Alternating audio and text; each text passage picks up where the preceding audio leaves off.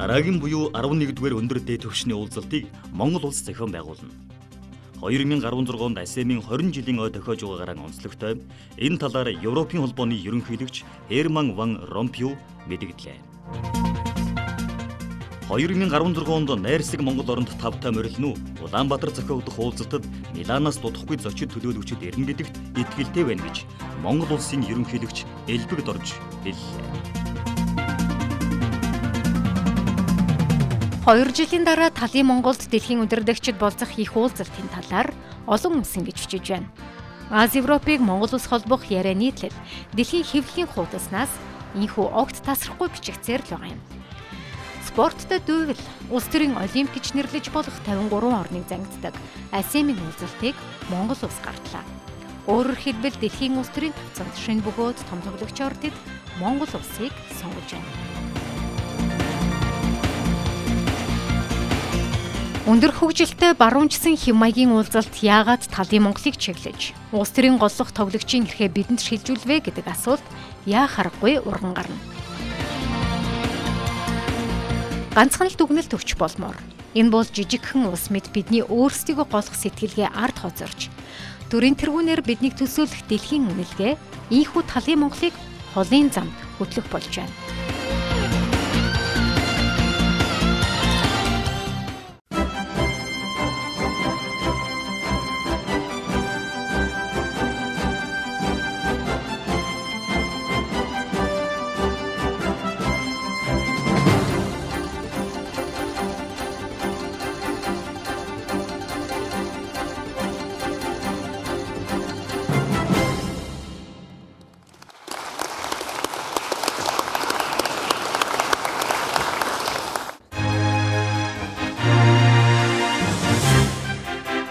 Аз Европын өндөр дээд түвшний уулзалт буюу АСЕМ-ийн 10 дугаар хуралд дэлхийн 53 орны төрийн тэргүүн Эсболт ерөнхий сайд нар нь зорин ирсэн байлаа.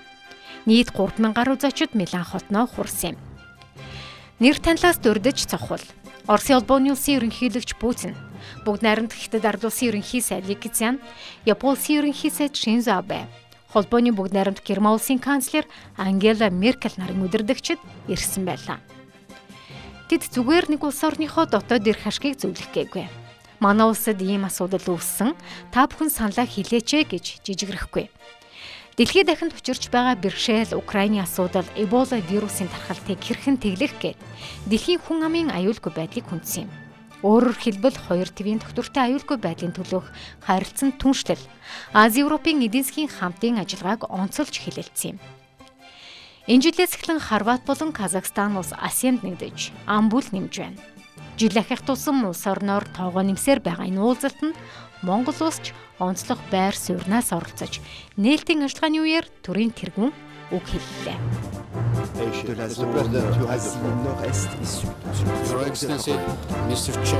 Өнгөрсөн сард болсон Нэгдсэн үндэсний байгууллагын ерөнхий ассамблеийн чуулган дээр Монгол улс дэлхийн цаг уурын өөрчлөлтийн асуудлаарх байр суурийг илэрхийлж, үүний төлөө шийдвэртэй алхам хийхийг дэлхийн хамтын нийгэмлэгийн орнуудад уриалсан билээ. АСЕМ-ийн чуулган Аз Европын бүс нутгийн уялдаа хамтын ажиллагаа, чөлөөт худалдаа, хөрөнгө оруулалт, эрчим хүч, тогтвортой хөгжлийг улам нэмэгдүүлнэ гэдэгт бид санал нийлж байна. Монгол улс үүний төлөө тодорхой санаачлаг гаргаж байгаа. Тухайлбал өнгөрсөн сард Душанбе хотноо Оросын холбооны улс Хятад Монголын 3 талд дээд хэмжээний уулзалт анх удаа болж, транзит тээврийг хөгжүүлэх, дэд бүтэц хамтын ажиллагаа болон худалдааны саад бэрхшээлийг арилгахаар тохиролцсон юм а. Хятад Монгол Орос улсын хамтын ажиллагаа ийхүү хөгжиж байгаа нь Аз Европыг улам ойртуулж холбоход томоохон хувь нэмэр оруулна гэдэгт итгэж байна.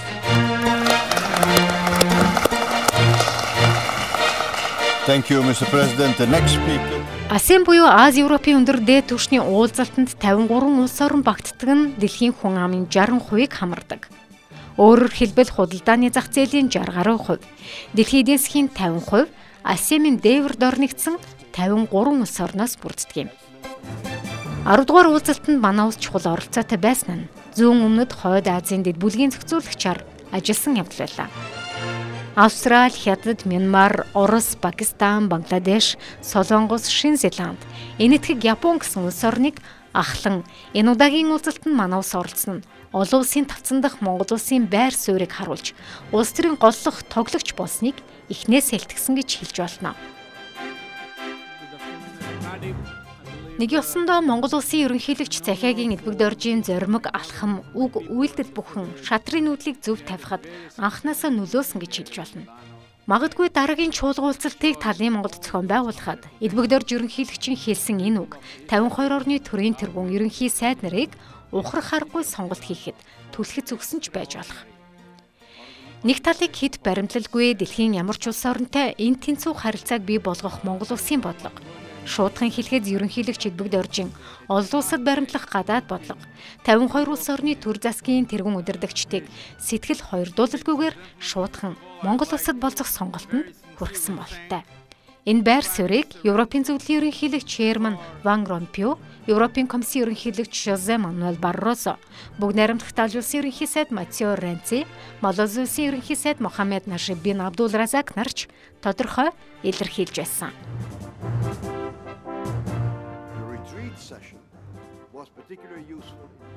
Европ төвд Азийн хөрөнгө оруулалт чухал. Харин Аз төвд Европын техник технологи чухал. Нэг үгээр хэлэхэд техник технологи, инновац, тоон технологийн салбарт хамтын ажиллагааг дэвшүүлэх нь чухал зорилтын нэг болоод байна. АСЕАН-ийн уулзалт хоёр твийг холбоход чухал үүрэгтэй. 2016 оны АСЕАН-ийн 11-р өндөр дээд түвшний уулзалтыг Монгол улсад зохион байгуулах нь Аз-Европын харилцааны хувьд чухал гүүр байх болно.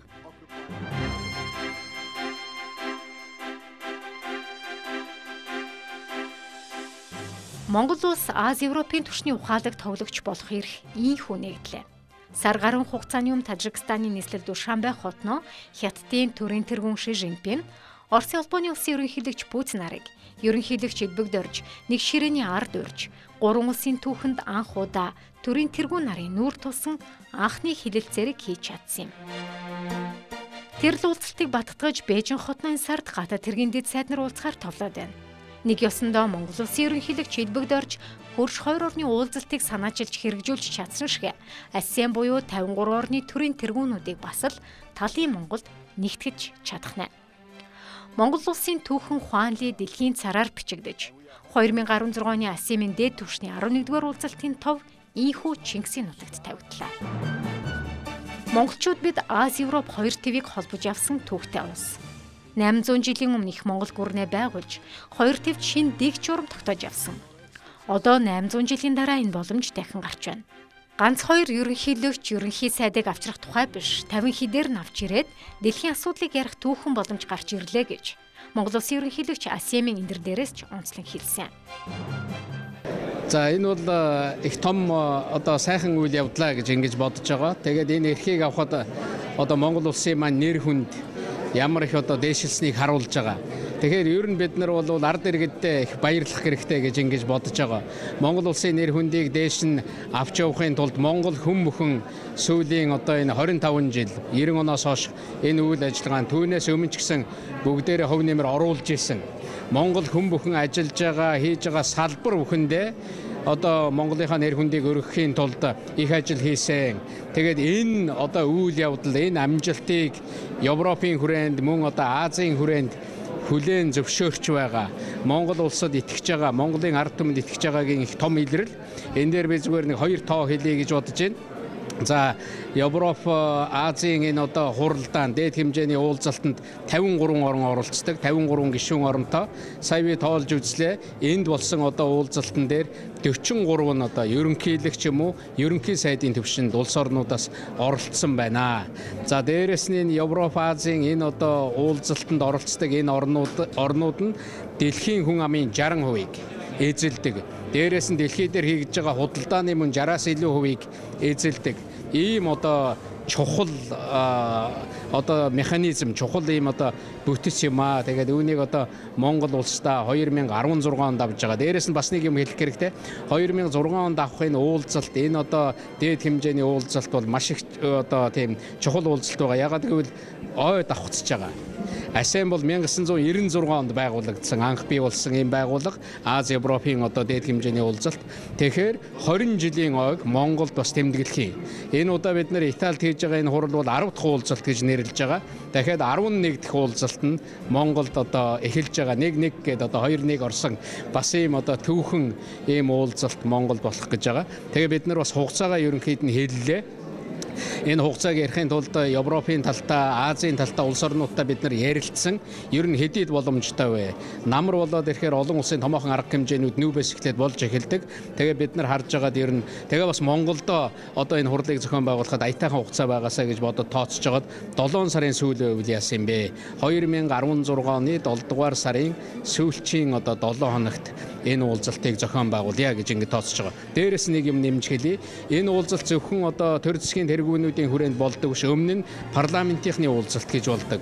Энэ бол одоо маш их өргөн хүрээнд энэ 53 орноос ирнэ. Дээрээс нь бизнесийнхний уулзалт гэж болдог. Европ, Азийг холбосон энэ одоо хоёр твээс асар их хэмжээний бизнесийн төлөөлөл ирж бас 2-3 өдөр хуралддаг. За дээрээс нь хүмүүсийн одоо нэг үгээр хэлбэл иргэдийн уулзалт гэж бас болж байгаа. Тэрнийг бол хүмүүсийн гэж нэрлэдэг. Тэгээд энэ нь бол голдуу олон нийтийн байгууллагууд оролцдог. Ийм одоо том хүрээнд явдаг. Тэгээд эндээс тодорхой бичиг баримт гардаг ийм одоо юм байгаа. Тэгээд энэ уулзалтын маргаашаас эхлээд бид одоо гадаад яамн дээр, засгийн газар дээр тодорхой ажлын хэсэг гаргаад ингээд ажиллана. ASEAN-ийн уулзалтын үеэр холбооны бүгд найрамдах Герман улсын канцлер Ангела Меркель, Франц ерөнхийлөгч Франсуа Олланд, Швед ерөнхий сайд Стефан Лёвен нар Монгол улсын ерөнхийлөгчтэй тусгайлан уулзах хүсэлтэж гаргасан. Өөрөөр хэлбэл дэлхийн удирдагчид монголчуудад итгэж байгааг тэдний хүсэлд харуулсан гэж хэлж болно.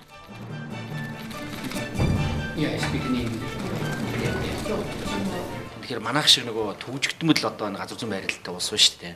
Тим улсад бол олон улсын нэр хүнд гэдэг бол аюул чухал юм байхгүй да. Тэрнийг бол нөгөө зөөлөн гүчгэж яриад байгаа тийм. Зөөлөн дипломатын арга гэдэг soft power гэж яриад байгаа. Тийм учраас ийм хүү юмд бол ийм олон улсын том хэмжээний арга хэмжээг Монгол улсад зохион байгуулна гэдэг бол олон улсын давцанд Монгол улсын нэрийг гаргах ийм чухал ажил болдог. Тэр нь одоо олон улсын хурал байна уу, улс төрийн одоо энэ ASEAN хурал шиг эсвэл одоо том хэмжээний спортын одоо тэмцээн байна уу тийм. Эсвэл одоо өөр урлагийн арга хэмжээ ч юм уу. Ер нь бол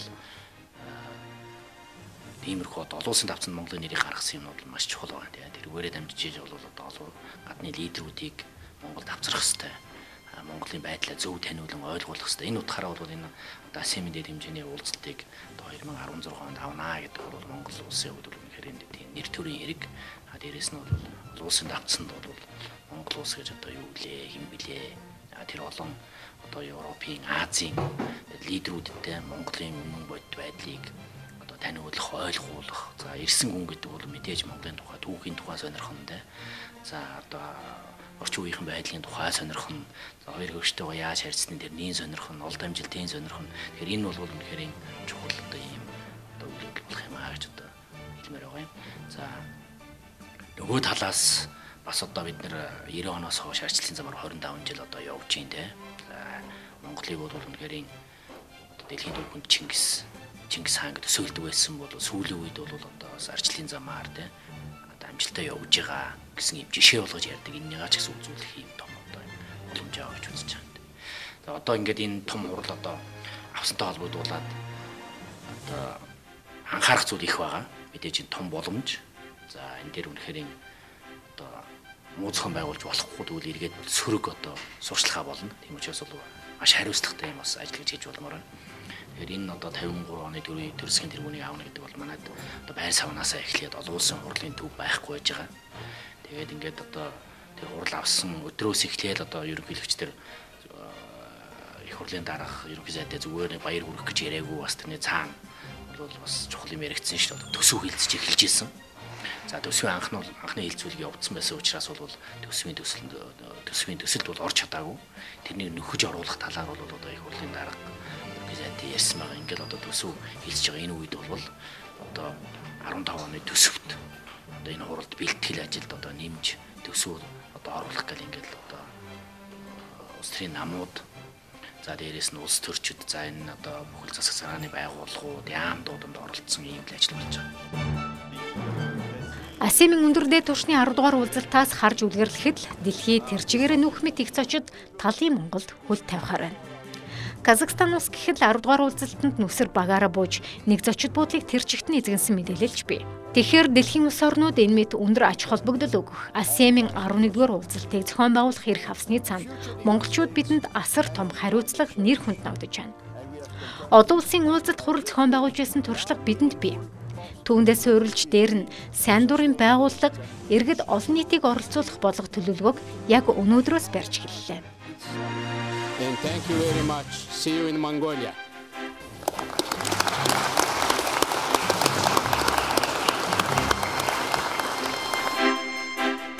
Бидэнд ганцхан л цанглаа бий. Монгол түмэн нэгдэж нэг хүчээр нэг санаагаар зүтэг гэхэд дэлхий биднийг үнэлэх цаг хугацаа хэдийн айлсныг АСЕМ бидэнд тов тодорхой хэлээд өглөө.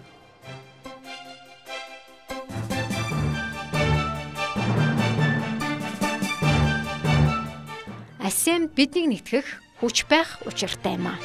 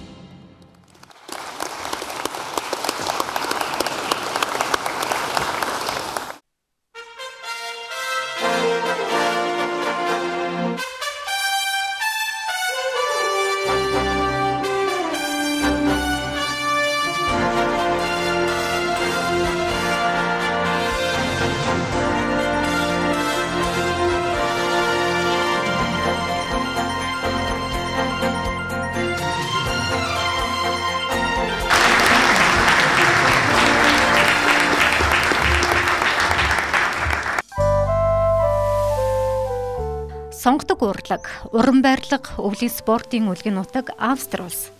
Нийслэл Венер аялахад ихтүү хилтгсэн хуучны хэв маяг бүхий барууны хот нүдэнд торно. Моцарт, Шуберт, Штраусийн их орон Австрийн Вен хот их эстетийн өнгөө гээгээгүй. Бүхэлдээ л хэнцвэр, вайс бүжгийн аялал их шиглэх мэт сэтгэгдэл төрүүлнэ.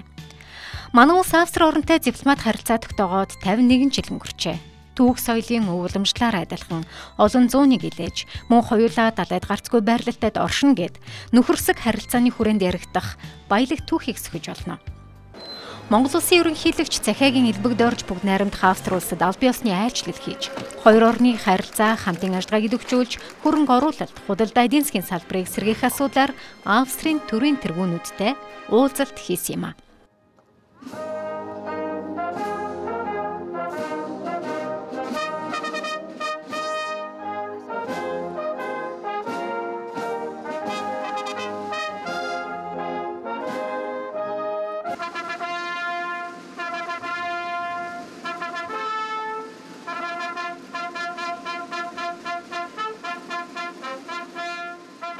Хоёр орны төрийн дуулал ихшиглэж, Хофбург орны дэргэдэх Бург Хоф талбайд хүндэт харуулж агсаж, Монгол улсын ерөнхийлөгч элбэг доржийг бүгд найрамдах Австри улсын ерөнхийлөгч Хайнц Фишер өгтөн хүл авсан юм а. Төрийн тэргүүнүүд ганцаарчилсан уулзалт хийж, хоёр орны харилцаа хамтын ажиллагааны талаар санал солилцсон нь мөн л түүх хилтгэх хатан хаан Мария Терезагийн ордон болсон юм. Бүгд найрамдах Австри улсын ерөнхийлөгч Хайнц Фишерийн албан өргөө хаант засаглалын үе Мария Терезагийн ордонд байрлахаж, за Австри улс далайд гарцгүй газар зүйн байршлаа хөгжил аюулгүй байдлынхаа давуу тал болгож чадсан гэлээ. Аялал жуулчлал гадаад худалдаа олон улсын транзит тээврээс том ашиг олж чаддгийг бид тэднээс суралцж болохоор. Өөрөөр хэлбэл Орос, Хятад гэсэн хоёр гүрний том эдийн засаг газар нутгийг холбосон алтан байршлаа бид давуу тал болгох боломжтойг Моцартын нутгаас харж болохоор. Австри Монгол улс хоёулаа түүх соёлын агуу гайхамшигт өв уламжлалтай үндэстэн. Мөн Монгол Австрийн хувьд үнэт зүйлийн гайхамшигтай холбоо бидний дунд байдаг. Хүний эрх хэрэгжүүлөө шударгаас арчлалыг дэмжсэн үнэт зүйлээрээ бид нэгддэг. Австри улсын хувьд Монгол улстай дипломат харилцаа тогтоосон, мөн худалдааны харилцаа тогтоосон анхдагч улсуудын нэг байгаа юм. Энэ үгийг хэвлэлийн баг хурлынхэнд Монгол Улсын ерөнхийлөгч хэлбэгд орж хэлсэн. Хоёр орны хувьд цаашид эрчим хүч, хөдөө аж ахуй, аялал жуулчлал, боловсрол, мөн соёлын салбарт илүү гүнзгий хамтран ажиллах боломжтойг төрийн тэргүүн хүндсэн юм а. Манай хоёр орны хооронд хамтарч ажиллах салбарууд маш их боломжтой салбарууд байгаа. Энэ бол эрчим хүч, хөдөө аж ахуй, аялал жуулчлал, боловсрол, мөн соёлын салбар гэж одоо нэрлэж болох юм а гэж бодож байна. Мөн олон улсын одоо салбарт бид бол бие биенээ дэмжиж маш идэвхтэй ажилладаг. Монгол улс бас сайн засаглалын чиглэлд эрчимтэй алхам хийж байгаа ийм орн байгаа. Олон улсын авилгалын эсрэг академийн одоо гишүүнээр Монгол улс 2013 онд нэгдэж орсон байгаа. Мөн сүүлийн 2 жилд Монгол улс 25 одоо пунктаар 25 байраар авилгалаа бууруулж чадсан бас ийм одоо үр дүнтэй явж байгаа юм орн. Энэ хурлын гол зорилго бол нэг улс төрийн чиглэл бодлого баримтлахыг түүнийг сонгохдоо чухал бишээ. Харин ямар салбарт ажил сонирхолтой байна вэ? Тухайлбал байгаль орчин, эдийн засгийн салбарт хэрхэн хамтран ажиллах тухайд гол бодлого чиглэж байна. Үүнийг бид тодорхойлох ёстой. Монгол улсын ерөнхийлөгч сая хэлсэн. Монгол улс бол Австртай маш олон төстэй зүйлтэй. Тийм ч учраас нэгдсэн үндэсний байгууллагын хурал, олон улсын байгууллагын бусад хурал арга хэмжээнд дээр урьдан тохироогүй ч гэсэн санал өгөх нь төстэй байдаг. Хоёр улс цаашид эрчим хүчний салбарт хамтын ажиллагаагаа улам бүр хөгжүүлэх бодлого барихаа хэллээ. Мөн хоёулаа далайд гарцгүй орны хувьд давуу талаа тодорхойлж, туршлага солилцох хэрэгцээ шаардлага уран гарч байгааг төрийн тэргүүнүүд онцолсон юм. Бүгд найрамдах Австри улсаас мөн 40 сая еврогийн хүүг зээлийг 40 жилийн хугацаатаар олгож, шат дараатаагаар хэрэгжүүлэх боллоо. 40 саяын зээлийн нөхцөл бол юу гэхээр энэ бол 5 жил 0% үүтэй. Нэгдүгээр тэг үе үүтэй. Тий? Хоёрдугаар бол те 5 жил бол төлбөр хийхгүй. Одоо буцаан төлбөр хийхгүй. За өрийг бол 40 сая еврог бол 27 жилийн хугацаанд бол те бага хэмжээгээр ингээд жил жилд хуваагаад төлнө гэсэн тийм нөхцөлтэй зээл байна. Сэргээгдэх эрчим хүчний салбарт Австри жишг орн. Эрчим хүчний 80 гаруй хувийг усан цахилгаан станцаас гаргаж авдаг. 1 кг нүүрс төлдөггүй. Үлдсэн хувийн эрчим хүчийг салхин цахилгаан станц болон нарны эрчим хүчийг ашиглах байдлаар шийддэг. Сэргээгдэх эрчим хүчийг байгальд ээлтэй байдлаар ашиглах талаар Австри улс өргөн туршлагатай, өндөр технологитой улс юм а. Иймд манай улс эрчим хүчний салбарт Австрийн туршлагыг сонгохоор ажиллаж байна. За мөн Австрийн зүгээс Монгол орныг сонирхож байгаа нь саяхан 2 хөрштэйгээ 3 талд уулзалт хийсэн зэрэг нь олон улсын анхаарлыг татах болсныг Элчин сайд Бат Жаргал мөн хүндсэн. 2 хөрштэйгөө дамжин өнгөрөх тээврийн асуудлаар маш хурдан тохиролцоонд хүрч, үгээрээ дамжуулан 3 дахь хөршийн зах зээлд гарах боломж бий болсон учраас энэхүү 3 талт уулзалтыг өндрөөр үнэлж байгааг ч хэлсэн. Мөн бүс нутгийн төвшөнд Монголын байр суурийг Австрийн талаас үнэлдэг. Ялангуяа Умард Солонгоц цөмийн зэвсэг бий гэсэн хардлага айдас зарим оронд бий. Тиймээс бүс нутгийн аюулгүй байдлын асуудлаар Умард Солонгосыг гэрээ хэлцээнд оролцуулах чиглэлээр олон талд гэрээнд татан оролцуулах талаар Монгол улсын зүгээс тавьж байгаа хүчин чармайлтыг өндрөөр сайшааж байгааг хэлсэн юм а. 2013 оны байдлаар Австрийн талын оролцоотой нийт 2.9 сая Америк долларын хөрөнгө оруулалт бүхий 22 компани Монгол улсад бүртгэгдсэн байдаг. Худалдаа, нийтийн хоол, хөнгөн үйлдвэр, геолог уул уурхай, малын гаралтай түүхийг боловсруулах болон харилцаа холбоо, эрүүл мэндийн салбарт ажиллаж байна. Худалдааны эргэлтийн хувьд 2013 онд 2.1 сая Америк долларын бүтээгдэхүүн Монголоос экспортлж, Австриас 6.9 сая Америк долларын бараа бүтээгдэхүүн Монголд нийлүүлжээ. Хэдий Монгол Австрийн гадаад худалдааны эргэлт бага боловч сүүлийн 3 жилийн хугацаанд өсөж байгаа үзүүлэлтийг дэлгэж олно. Цаашид уул уурхайгаас гадна эрчим хүч, хөдөө аж ахуй, дэд бүтцийн салбарт хамтрах боломжуудыг талууд ярилцаж байна. Энэ хүрээнд 2 орны бизнес эрхлэгчдийн форум зохион байгуулж нийт 250 орчим төлөөлөл оролцсон юм а. Бид дэлхийд тэргүүлэх технологи монголчуудад танилцуулж байна. Нарны энергийг ашиглаж дулаан эрчим хүч гаргах технологи л доо. Үүнийг Монголын гэр хороололд ашиглахад илүү тохиромжтой. Өөрөөр хэлбэл улсын нийслэлийг тань утаагүй болгохын тулд хямд төсвөр өртгөөр байшин барьж дулаан цахилгаанаар хангах боломжийг бид судалсан. Бэлэн болоод байгаа. Туршиж үзсэн. Эхний удаа бол 20 жижиг оврын байшин барьж үүнд 3 сая евро зарцуулахаар төлөвлөж байна. Аажим энэ чиглэлийн үйлдвэрлэл явуулахаар төлөвлөсөн. Австри болохоор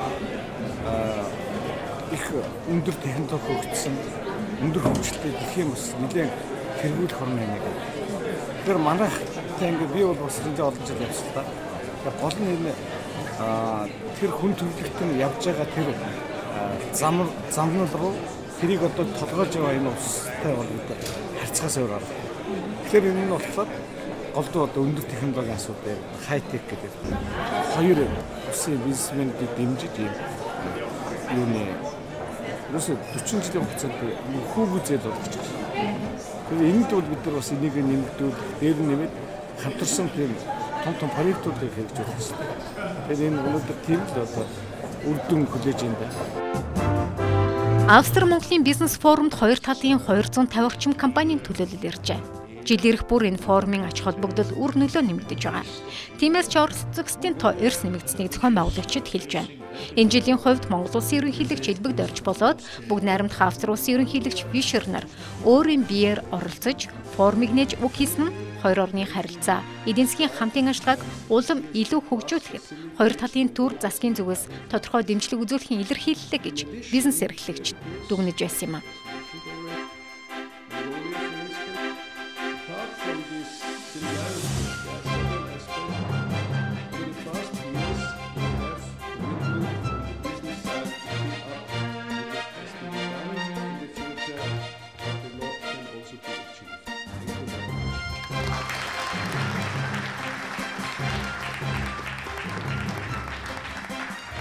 Монгол улсын ерөнхийлөгч Захиагийн Элбэг Доржийн бүгд найрамдах Австри улсад хийсэн аль биесны айлчлал хоёр орны харилцаанд түлхэц өгч шинэ алхам тавьсан үр дүнг алтны хүмүүс хэлж байна.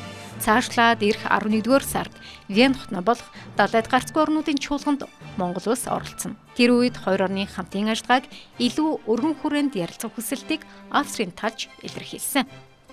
Ер нь манай улсыг бол арчсан засаглалтай улс гэж бол хүлээмжшэрдэг үүгээр нь бол бүс нутагтаа бол үнэхээр манлайлж байгаа улс орны нэг гэж бол одоо хүмүүс сайшаан тэмдэглэдэг.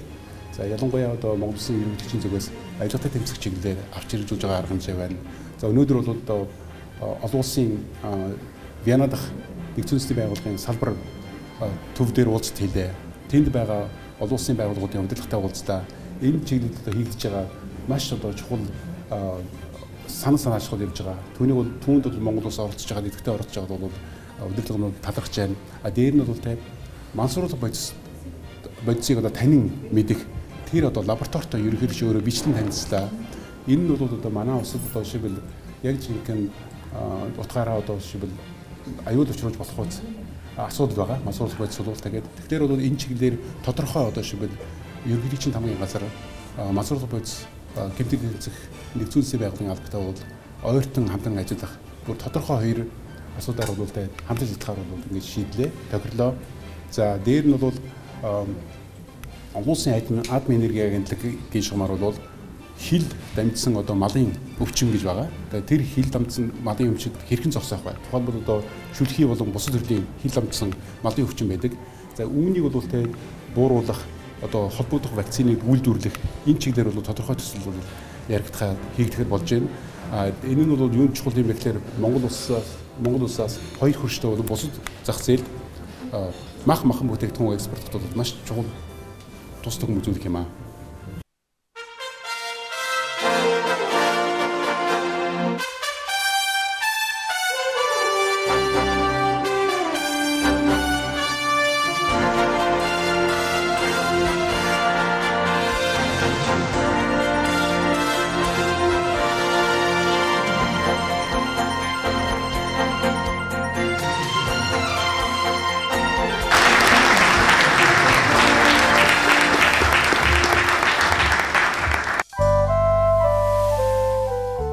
Монгол-Унгар үндэстэн бидний өвгдээцэн 1100 жилийн өмнө нүүдэллэн ирсэн өвгтөөх дотоод сэтгэлд түүхэн улбаатай гэгддэг. Хөгт толбот унгарчууд Монгол түмэнтэй их түүх өвгдээцээр холбон ярддаг нь дутнах хамтын ажиллагааны суурь болж байна. За бүгд найрамдах Унгар улс Европ дахны Монгол судлыг төлөөлдөг. Энэ л нутгаас өнөөдөр 30 гаруй монгол судлаач мэндэлжээ. Үндэсний галголомт болсон монгол судлыг дэмжих бодлогыг төрөөс барьж байна.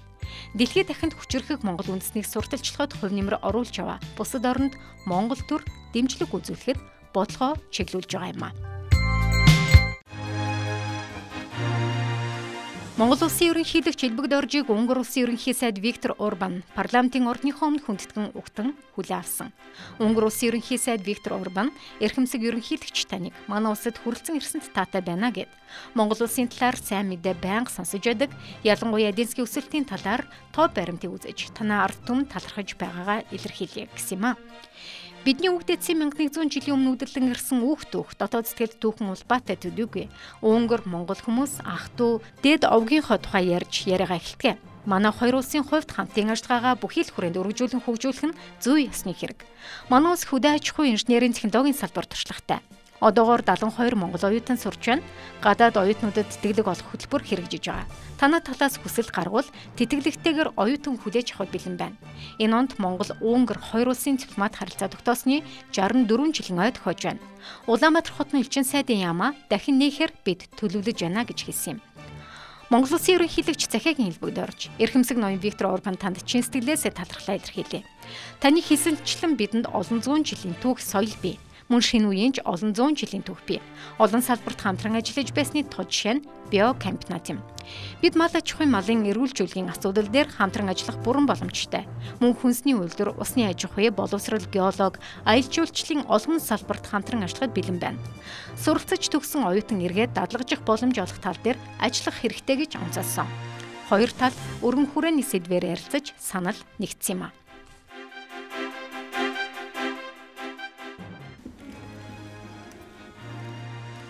Монгол улсын засгийн газраас Монгол судлыг дэмжих хүрээнд гадны ихтэй сургуулиудад дэмжлэг үзүүлж хөрөнгө оруулах болсон. Төрийн тэргүүн өмнө нь Польшийн Варшавын их сургууль сурах бичиг тоног төхөөрөмжийн тусламж үзүүлсэн. За энэ удаад мөн бүгд найрамдах Унгар улсын Өтвэршлоорндын нэрэмжит Эрдэнэ их сургуулийн дорн дахин Аз судлалын төвд 15,000 еврогийн тусламж өглөө. Өтвэршлоорндын нэрэмжит Эрдэнэ их сургууль нь Унгарын хамгийн эртний хамгийн том сургууль юм. Эстергом хотын Хамлан Пазман Петр энэ их сургуулийг 1635 онд Над Самбат хотын үндэслэн байгуулсан гэдэг. Энэ сургуулийн дорн дахны Аз судлалын төв Төв Азийн тэнхим нь 70 жилийн өмнө байгуулагдсан байна. Энэ төвийг аль бие усаар Монгол Төв Азийн тэнхим гэж нэрлэх боллоо. Талын Монголын түүх ёс заншлаас эхлээд бүхэл салбарыг энэ сургууль суулдаг. Монгол судлаар Унгараас 30 орчим доктор төгссөн байдгийг сургуулийн эрдэмтэн багш нар ярьж байна. Монгол улсын ерөнхийлөгч төвийн үйл ажиллагаатай танилцах үеэрээ зарим хүмүүст төрийн одон алтан гадас гардуулсан. Монгол судлалд оруулж байгаа хувь нэмрийг нэмэлж цаашдын судалгааныхны ажилд амжилт хүсэж Монгол Төв Азийн тэнхимийн нээлтэнд оролцсон юм а. Монгол судлалын дотор Монгол соёл, Монгол хэл, уламжлал яд зан шиг судалдаг. Би өөрөө бол Монголын ардын эмчилгээ, Монголын төвдийн ардын эмчилгээ, тэгээд монголчуудын байгальтай харилцаа, Монгол нүлчин бодлого, монгол хүн байгалийн тухай, амьдны тухай юу гэж боддог тэрийг судалдаг байна. Ийм сэдвээр би одоо докторийн зэрэгээ хамгаалсан байна өнгөрсөн жил. Би манай хамт олон Монголын эдийн соёл, оюун соёл бараг бүх салбараар ажиллаж байна. Жишээлбэл Аман зохиол, бөөмөргөл, ардын шашин, борхан шашин, Монголын манжуин түүх, тэгээд оксадны зүй зэрэг судлалаар оролцож ажиллаж байна. Хэд тэгчилдээ та яг Монгол судлаар ажиллаж байна? Олон жил байна. Нэлээд олон жил гэхдээ би Монгол нутгаар 15 удаа экспедиция болж янз бүрийн хуралд оролцож байсан юм аа. Яг яагаад Монгол орныг онцолж судлах болсон бэ? Энэ хэцүү мэдгүй сэтгэлээсээ болоод. Анхудаа их сургууль илсэхдээ орос хэл түүхийн ангид илсэн. Тэгээд дараа дорн дахины ямар нэгэн сэдв суралцах санаатай байсан. Тэрнээс дотор надад Монгол хамгийн их таалагдсан. Тэгтээ үнэхээр Унгар хүн Монголын нүүдлийн соёл, Монголын соёлын бүх тал их сэтгэлд ойролцоо байна. Ийм учраас миний сонгосон яг зөв болсон гэж би бодож байна. Та сая төрийн тэргүүнээс алтан гадас одон гарлаа. Сэтгэлээ хуваалцаач. Маш их баярлалаа. Энэ одоо алтан гадасаар шагнуулсан би тэгээд манай босад эрдэмтэд одоо танарт Монголын төр засаг маш их талаархал ирэрхийлж байна. Баярлалаа. Энэ үеэр засгийн газрын тэтгэлгээр суралцах эрхийг 2 оюутанд мөн олгосон. За түүнчлэн Монгол судлалын төвийн үйл ажиллагааг дэмжих зорилгоор Монгол улсын засгийн газраас олгож байгаа 15,000 еврогийн тусламжийг Монгол улсын ерөнхийлөгч гард болон өгсөн. Монгол улсын ерөнхийлөгч Захиагийн элбэгд орж Төв Европын их сургуулийн үндэслэгч Жорж Соростой Будапешт хотод уулзсан. Төв Европын их сургууль дээр Монголын арчилж шилжсэн зам түүний сургамж сэдвээр Монгол улсын ерөнхийлөгч элбэгд орж лекц уншсан юм. 1991 онд байгуулагдсан цагаас хойш энэ сургууль бүс нутгийнхаа ардчилж шилжсэн шилжилтийн гэрч болж нээлттэй нийгмийн үнэт зүйлсийг хадгалсаар ирснийг ерөнхийлөгч лекцэн хийхэд цохон тэмдэглэлээ. Төв Европын их сургуулийн ерөнхийлөгч Жон Шаттакийн зохион байгуулж байгаа цуврал лекц ардчлалын жинхэнэ мөн чанарын тухай чөлөөтэй маргаж шүүн хилээлцэж шин сургаг санаа солилцохыг өдөөх зорилготой. Ардчлалын тухай ойлголт, түүний хувьслын тухай яриа эдгүй дэлхийд дахнад түнч цагаа олсон халуухан сэдв болоод байгаа. Төрх төсний уламжлал түүхийн тавцанд Монгол улсыг мандан бадарч урууданд оройтож авахд байгуулсан гэдгийг төрийн тэргүүн онцолсон юм а. 25 жилийн өмнө Монгол эрх чөлөөгөө олж авах уу эсвэл чулуун хэрэмний ард цоочтой хിവэрэ байх уу гэсэн салаа замын уулзвар дээр хүл гიშгсэн. Ийхүү монголчууд эрх чөлөө, шудраг ёс, хүний эрхийн төлөө, хувь хүнийг өөрийн эрхээр байлгахын төлөө хотлын тэмцэлд нэгдэн орсон билээ. Тэгээд ч бид дээсэн тайван хувьсгалыг хэрэгжүүлсэн маань гайхамшиг байсан юм. Газар зүйн хувьд Монгол улс чөлөөт ертөнцөөс алслагдмал бас зөвлөлт холбоот улс задраагүй байсан үе. Манай хувьсгалаар ганц ч цон хаграагүй, ганц ч тусал цус дусаагүй юм а. Миний тодтгомоор байгаа хоёр дахь зүйл гэвэл та бүхэн мэдж байгаа. Улс төр эдийн засгийн нэгэн зэрэг шинтгэл нь Азийн оронд таарахгүй гэж олон хүн одоо ч гэсэн итгэсээр байдаг. Бид 1990 оноос манай улс төр эдийн засаг нийгмийн тогтолцоог нэгэн зэрэг шинчилснээр хуучин хэвшмэл ойлголтыг халсан билээ.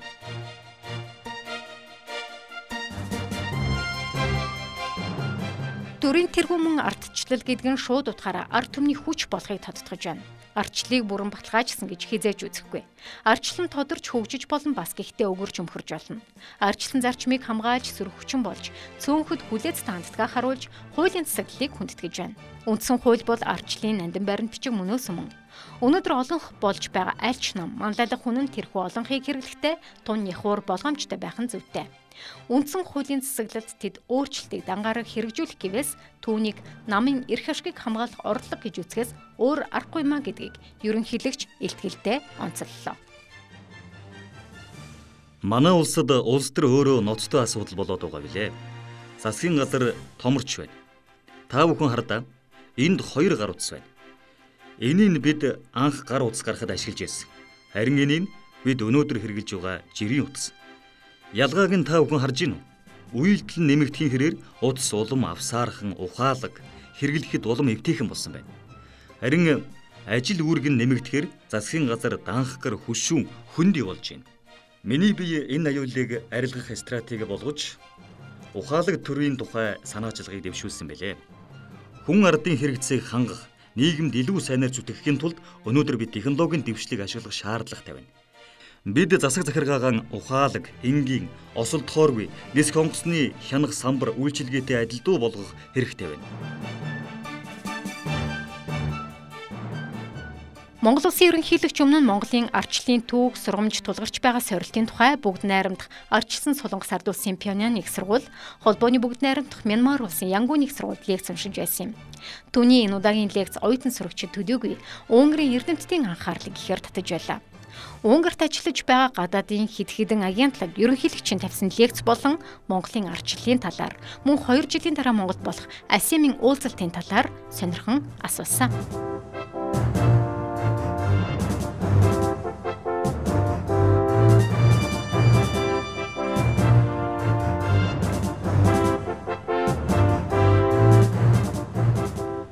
Ийхүү Монгол улсын ерөнхийлөгч Захиагийн элбэгд оржийн Австри, Унгар улсад хийсэн ажлын үр дүн Монголын хөрснөө буусан бодит ажил хэрэг боллоо. Ази Европын 11-р уулзалт буюу спортын салбартай дүйвэл улс төрийн олимп гэж нэрлэж болох АСЕМ-аар сүр нэмж талын Монгол дэлхийн анхаарлын тэг дунд оршиж эхэллээ.